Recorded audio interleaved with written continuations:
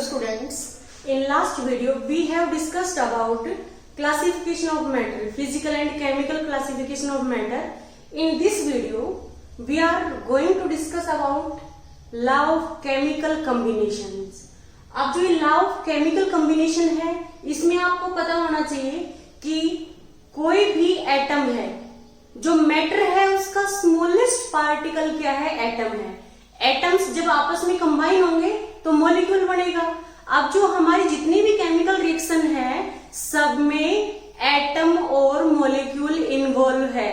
अब एटम और मॉलिक्यूल किस वे से कंबाइन होके कंपाउंड बना रहे हैं, वो उसको हम क्या कहेंगे, केमिकल कॉम्बिनेशन. अब ये किस रेशियो में कंबाइन हो रहे हैं, ये सब हम स्टडी करेंगे लॉ ऑफ केमिकल कॉम्बिनेशन में. अब जो लॉ ऑफ केमिकल कॉम्बिनेशन है, ये काफी टाइप की लॉ है, 5 टाइप के लॉ है, जो डिफरेंट साइंटिस्ट ने डिफरेंट टाइम्स पे ये लॉ है, ये ड्राइव किए थे. तो अब आप देखो कि लॉ ऑफ केमिकल कॉम्बिनेशन है वो कौन कौन से हैं. फर्स्ट हमारा है law of conservation of mass. Law of conservation of mass. Second हमारा है law of constant composition. Third जो हमारा लॉ है वो क्या है, law of multiple proportion. Law of multiple proportion. Fourth जो हमारा लॉ है वो क्या है, law of reciprocal proportion. Reciprocal proportion. और जो हमारा लास्ट लॉ है वो क्या है, Gay Lussac's law of combining volume. Fifth हमारा क्या है, Gay Lussac law of combining volume. Combining volume.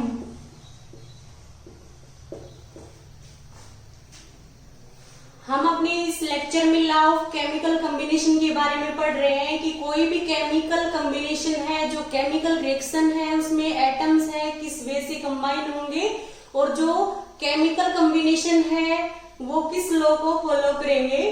तो अब इसमें हम डिफरेंट टाइप ऑफ लॉ के बारे में पढ़ेंगे. फर्स्ट जो हमारा लॉ है वो है law of conservation of mass. Second है law of constant composition. Third है law of multiple proportion. Fourth है लॉ ऑफ रेसिप्रोकल प्रोपोर्शन. और फिफ्थ हमारा है Gay Lussac law of combining volume. अब हम जो फर्स्ट लॉ है हमारा उसको डिटेल से स्टडी करेंगे, लॉ ऑफ कंजर्वेशन ऑफ मास. ये लॉ क्या कहता है, पहले तो हमें ये देखना है कि लॉ किस साइंटिस्ट ने दिया. एंटोइन लेवोसियर, जिसको आप फादर ऑफ केमिस्ट्री कहते हो, उसने 1774 में law of conservation of mass है उसको दिया. तो आप ये देखो, this law is given by scientist Antoine Lavoisier. को आप लिख सकते हो ए लेवोसियर इन 1774. और जो ये एंटोइन लेवोसियर है, इसको हम फादर ऑफ केमिस्ट्री भी कहते हैं. Father of chemistry. अब आपको ये देखना है कि ये लोग क्या कहते हैं. लॉ ऑफ कंजर्वेशन ऑफ मास ये कहता है कि चाहे कोई फिजिकल चेंज हो और केमिकल चेंज हो, जो टोटल मास है रिएक्टेंट का, that is equal to total mass of product. Means law of conservation of mass क्या कहता है, conservation of mass, mass conserve रहेगा, सुरक्षित रहेगा. टोटल मास जो रिएक्टेंट का है वो किसके इक्वल होगा, टोटल मास ऑफ प्रोडक्ट. चाहे कोई फिजिकल प्रोसेस हो, चाहे कोई फिजिकल चेंज हो, और चाहे केमिकल चेंज हो. तो हम क्या लिखेंगे, this law states that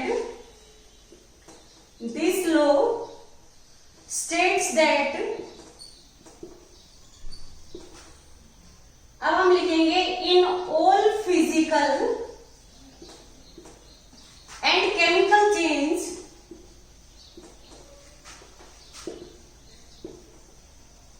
chemical changes, total mass of reactant, total mass of product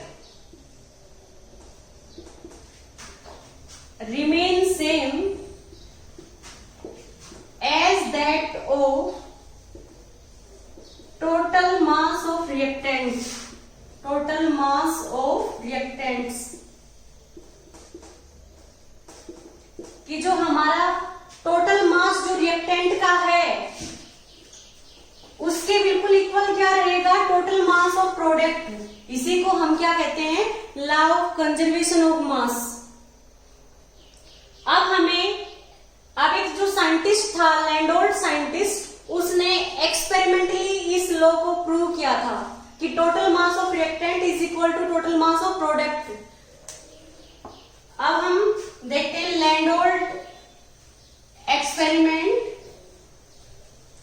तो जो लैंडोल्फ साइंटिस्ट है उसने एक इस तरह की ट्यूब ली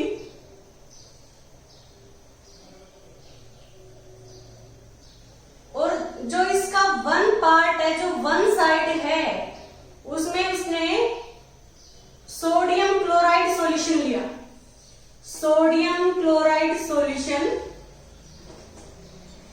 ऐसे ही दूसरी side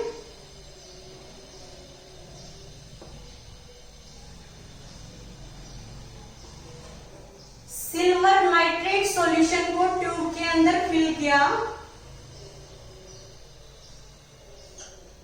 silver nitrate solution, silver nitrate solution को सेकंड जो ये ट्यूब है इसमें सिल्वर नाइट्रेट सॉल्यूशन लिया और जो हमारी ये लेफ्ट हैंड साइड ट्यूब है इसमें सोडियम क्लोराइड सॉल्यूशन लिया। तो उस साइंटिस्ट ने क्या किया, जो लैंडोल्फ साइंटिस्ट था, इसको हम लैंडोल्फ ट्यूब भी कहते हैं। जो ये हमारी ट्यूब है जिसकी हेल्प से एक्सपेरिमेंट कर रही है, इसको क्या कहेंगे, लैंडोल्फ ट्यूब। क्योंकि लैंडोल्फ साइंटिस्ट ने एक्सपेरिमेंट परफॉर्म किया था, उसने इस ट्यूब की वन जो साइड है उसमें सोडियम क्लोराइड सॉल्यूशन लिया और दूसरी साइड क्या लिया, सिल्वर नाइट्रेट सॉल्यूशन। जैसे इस ट्यूब में उसने सोडियम क्लोराइड सॉल्यूशन और AgNO3 सॉल्यूशन लिया, इसको सील कर दिया और सील करने के बाद इसका वेट मेजर किया। फिर कुछ टाइम बाद उसने इस ट्यूब को शेक किया, शेक करने के बाद फिर इसका वेट मेजर किया। तो जो बाद में वेट आया वो जो पहले शेक करने से पहले जो वेट था उसके इक्वल था। जब उसने इन दोनों सॉल्यूशन को शेक किया, मिक्स किया, तो इन दोनों के बीच में रिएक्शन हुई। रिएक्शन क्या है, NaCl का जो एक्वस सॉल्यूशन लिया है प्लस क्या है, सिल्वर नाइट्रेट सॉल्यूशन, इसका भी एक्वस सॉल्यूशन है। तो ये दोनों आपस में कंबाइन होंगे तो क्या बनेगा, Na positive, Cl negative, Hg positive, NO3 negative. इसका जो पॉजिटिव पार्ट है इसके नेगेटिव पार्ट के साथ, इसका जो नेगेटिव पार्ट है इसके पॉजिटिव पार्ट के साथ। तो यहाँ किसकी फॉर्मेशन होगी, AgCl की। सिल्वर क्लोराइड ये सॉलिड होता है, इसके व्हाइट प्रेसिपिटेट बनते हैं। प्लस क्या हो गया, सोडियम नाइट्रेट। सोडियम नाइट्रेट है वो एक्वस स्टेट में है। तो हमने ये देखा कि जब इस ट्यूब को सील की गई थी ट्यूब, इन सॉल्यूशन को डाल के, जो सील ट्यूब है इसका मास मेजर किया और फिर इस ट्यूब को शेक करने के बाद जब इन दोनों को मिक्स किया सॉल्यूशन को तो व्हाइट कलर के प्रेसिपिटेट बने। फिर बाद में भी इसको वे किया तो जो मास ऑफ प्रोडक्ट था दोनों इक्वल थे। इसका मीन्स क्या है, total mass of product is equal to total mass of reactant, means law of conservation of mass is proved. Clear. अब हम इस लॉ के बेस के ऊपर एक न्यूमेरिकल डिस्कस करते हैं। उससे पहले मैं आपको ये बताती हूँ, law of conservation of mass है, उसमें टोटल मास ऑफ रिएक्टेंट है वो इक्वल टू क्या होता है, टोटल मास ऑफ प्रोडक्ट। हम यहाँ पे टोटल वर्ड यूज करेंगे कि इन दोनों का जो मास है वो किसके इक्वल हो गया, इन दोनों के मास के इक्वल हो गया। इसमें इसका मीन्स क्या है कि हम ना ही किसी एटम को डिस्ट्रॉय कर सकते हैं, डिस्ट्रैक्ट कर सकते हैं और ना ही किसी को बिल्ड कर सकते हैं। इसका मीन्स क्या है कि law of conservation of mass है, इसको हम क्या कह सकते हैं, law of indestructibility of matter. Means ना ही कोई एटम या मॉलिक्यूल है रिएक्शन के अंदर क्या होगा, डिस्ट्रॉय होगा और ना ही वो बिल्ड होगा। Means total mass of reactant become equal to total mass of product. अब हम इस लॉ के ऊपर बेस्ड एक न्यूमेरिकल डिस्कस करते हैं।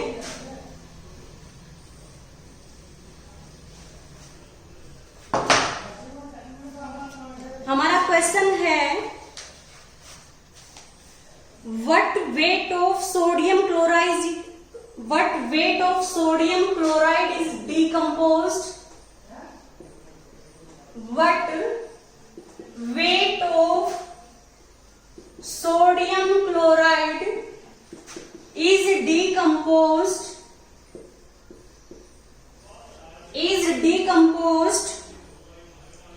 by 4.9 gram of sulfuric acid, by 4.9 gram of sulfuric acid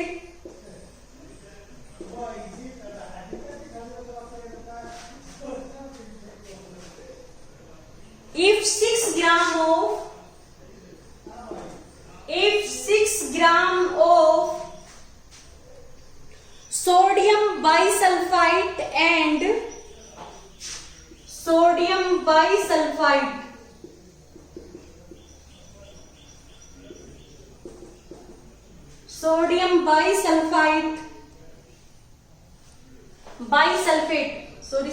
bisulfate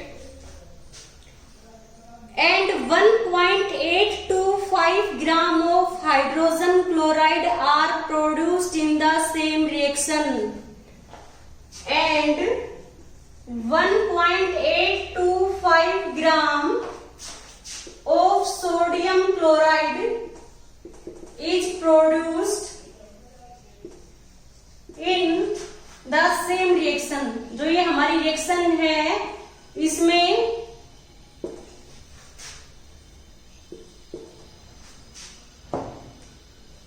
6 gram of sodium bisulfate and 1.825 gram of HCl hydrochloric acid is produced in the same reaction। अब हम question देख रहे हैं। इस question में हमें गिवन क्या है, what weight of sodium chloride is decomposed by 4.9 gram of sulfuric acid। इसका मीन्स क्या है कि हमारा जो सोडियम क्लोराइड है उसका मास निकालना है हमें, कितने ग्राम सोडियम क्लोराइड है वो डिकम्पोज किया, प्लस में क्या है सल्फ्यूरिक एसिड। सल्फ्यूरिक एसिड का फॉर्मूला क्या होता है H2SO4, और H2SO4 है वो कितने ग्राम लिया है 4.9 ग्राम। अभी कितने ग्राम डिकम्पोज किया, मैंने इसको x मान लिया कि x ग्राम डिकम्पोज किया है हमने NaCl को, किसके साथ 4.9 ग्राम सल्फ्यूरिक एसिड के साथ। तो क्या बना हमारा सोडियम हाइड्रोजन सल्फेट। भाई H2SO4 है, ये क्या देगा H पॉजिटिव और दूसरा हमारा HSO4 नेगेटिव। SO4 2 नेगेटिव क्या होता है सल्फेट। यदि इसके साथ हाइड्रोजन लगा दिया H पे पॉजिटिव होता है, SO4 पे 2 नेगेटिव है, तो पूरे पे क्या चार्ज आ जाएगा HSO4 नेगेटिव। भाई इस पे -2 चार्ज और H पे पॉजिटिव है, जब ये H पॉजिटिव SO4 2 नेगेटिव के साथ कंबाइन होगा तो HSO4 नेगेटिव बनेगा। अब जो ये HSO4 नेगेटिव है हम ही देख रहे हैं H2SO4 क्या देगा H पॉजिटिव और HSO4 नेगेटिव। अब जो ये H पॉजिटिव है ये किसके साथ Cl नेगेटिव के साथ, ये हमारा किसके साथ जो H पॉजिटिव है ये Cl नेगेटिव के साथ, और HSO4 नेगेटिव है ये Na पॉजिटिव के साथ। क्या बनेगा NaHSO4, इसी को हम क्या कहेंगे सोडियम हाइड्रोजन सल्फेट।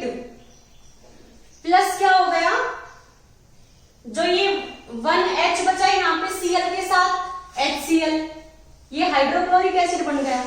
तो हम देख रहे हैं सोडियम हाइड्रोजन सल्फेट कितने ग्राम प्रोड्यूस प्रोड्यूस हुआ है 6 ग्राम और HCl कितना प्रोड्यूस हुआ है 1.825 ग्राम। अब यहां से हम देखेंगे, हमें गिवन है कि जो हमारा ये क्वेश्चन है इसमें ये पूछा है कि कितने ग्राम NaCl है, उसको डिकम्पोज करना पड़ेगा। यदि 4.9 ग्राम H2SO4 के साथ उसकी रिएक्शन कर रहे हैं और 6 ग्राम क्या प्रोड्यूस हो रहा है सोडियम हाइड्रोजन सल्फेट और 1.825 ग्राम हाइड्रोक्लोरिक एसिड प्रोड्यूस हो रहा है। हमें पता है कि कोई भी केमिकल रिएक्शन है उसमें law of conservation of mass है वो मेंटेन रहता है, means total mass of reactant become equal to total mass of product. तो हम क्या देखेंगे इसमें, according to law of conservation of mass, according to law of conservation of mass, total mass of reactant हमारा किसके equal है, total mass of product के। तो यहां से हम क्या देखेंगे, x प्लस 4.9 इक्वल टू क्या है 6 प्लस 1.825। तो यहां से हम क्या देखेंगे, x इक्वल टू, ये इधर जाके माइनस में हो जाएगा, यहाँ पे कितना होगा 7.825 और माइनस में हम क्या करेंगे 4.9, जो भी हमारा आएगा ग्राम में उतने ग्राम NaCl को हमें डिकम्पोज करना पड़ेगा H2SO4 के साथ, ताकि हमें 6 ग्राम सोडियम हाइड्रोजन सल्फेट और 1.825 ग्राम HCl है वो मिले। तो यहाँ पे हम देखेंगे 7.825 है, उसमें से 4.9 को माइनस करेंगे तो हमारा ये कितना आ गया 2.925 ग्राम। तो यहाँ पे x की वैल्यू क्या आ गई 2.925 ग्राम। अब 2.925 में 4.9 को ऐड करेंगे, वो किसके इक्वल आएगा 6 प्लस 1.825 ग्राम के equal. Clear students? Okay students, हमने इस वीडियो में लॉ ऑफ कंजर्वेशन ऑफ मास उस किस साइंटिस्ट ने दिया था, एंटोइन लेवोसियर ने 1774 में, जिसको हम क्या कहते हैं father of chemistry. Antoine Lavoisier is also known as father of chemistry. अब इसमें हमने देखा कि law of conservation of mass में टोटल मास जो रिएक्टेंट का है become is equal to total mass of product in all physical and chemical changes. इसमें हमने लैंडोल्ट एक्सपेरिमेंट भी देखा, जिसमें हमने एक ट्यूब के अंदर हमारा क्या था सोडियम क्लोराइड सॉल्यूशन, दूसरे में सिल्वर नाइट्रेट सॉल्यूशन, दोनों को बिफोर रिएक्शन हमने उनका वेट मेजर किया और बाद में उनको शेक करने के बाद मेजर किया। तो बिफोर द रिएक्शन जो टोटल मास ऑफ रिएक्टेंट है वो that is equal to total mass of product. अब हमने law of conservation of mass है उसके ऊपर बेस्ड एक न्यूमेरिकल देखा है, जिसमें हमने क्या देखा है कि कितने ग्राम हमें NaCl को डिकम्पोज करना पड़ेगा 4.9 ग्राम सल्फ्यूरिक एसिड के साथ, ताकि 6 gram sodium hydrogen sulphate and 1.825 gram HCl है हाइड्रोक्लोरिक एसिड है वो प्रोड्यूस हो। तो हम क्या देखेंगे, किसी भी रिएक्शन में किसी भी केमिकल कॉम्बिनेशन में जो टोटल मास रिएक्टेंट का है वो किसके इक्वल होता है टोटल मास ऑफ प्रोडक्ट। तो यहाँ से हम क्या देखेंगे, इसका निकालना है तो x ग्राम मान लिया, इसका गिवन है 4.9 ग्राम, तो इन दोनों का जो हम सम करेंगे वो किसके इक्वल आएगा, इन दोनों के सम के इक्वल। तो यहाँ से x की वैल्यू क्या आ गई 2.925 ग्राम। हमें 2.925 ग्राम सोडियम क्लोराइड को डिकम्पोज करना पड़ेगा। Clear students? ओके स्टूडेंट्स, यदि आपको इस लेक्चर में कोई भी डाउट हो तो प्लीज आप हमें कमेंट बॉक्स में कमेंट्स कीजिएगा, हम इसका सॉल्यूशन आपको पोस्ट करेंगे। Thank you students.